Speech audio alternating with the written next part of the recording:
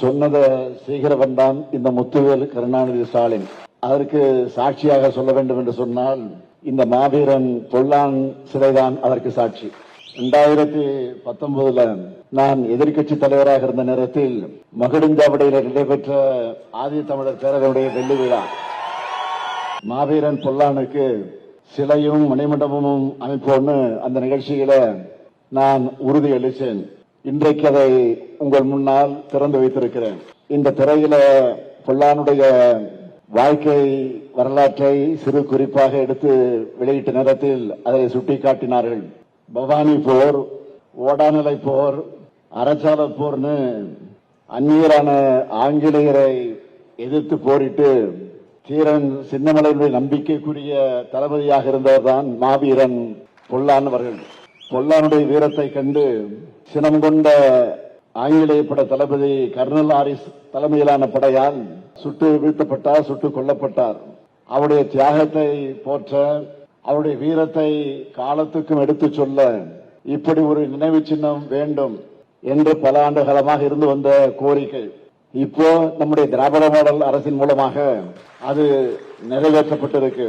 இந்த பெருமையான தருணத்தில் ஒரு முக்கியமான செய்தியை உங்க கூட பகிர்ந்துக்கிறது பொருத்தமாக இருக்கும் என்று நான் கருதுகிறேன்.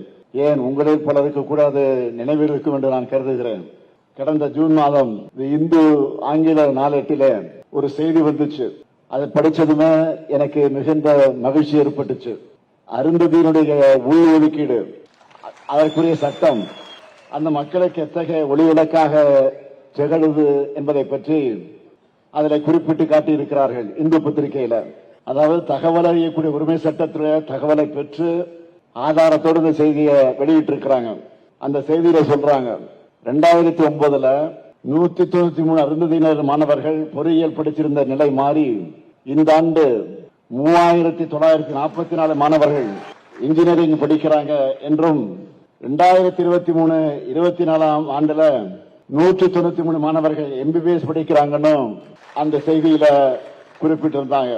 இதுல எனக்கு ஏற்பட்ட தனிப்பட்ட பெருமை என்னன்னு கேட்டீங்கன்னா, இந்த உள்ஒதுக்கீடு சட்டத்தை தலைவர் கலைஞர் அவர்கள் நிறைவேற்ற முடிவு செஞ்சார். அந்த சட்டமன்றத்தில் அந்த தீர்மானத்தை கொண்டு வந்து சட்ட மசோதாவை கொண்டு வந்து நிறைவேற்ற வேண்டும். ஆனால் திடீரென்று அவருக்கு உடல்நலிவு ஏற்பட்டு ராமச்சந்திரா மருத்துவமனையில் அனுமதிக்கப்பட்டிருந்தார். அதனால் அவரால் எழுந்து நடமாட முடியாத நிலை அன்றைக்கு ஏற்பட்டது.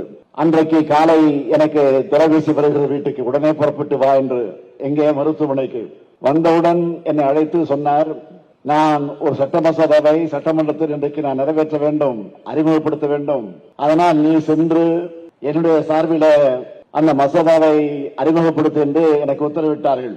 சட்டமன்றத்தில் தாக்கல் செய்யக்கூடிய வாய்ப்பு இந்த அடியேன் ஸ்டாலினுக்கு கிடைத்தது என்னை இன்றைக்கு நான் பெருமைப்படுகிறேன்.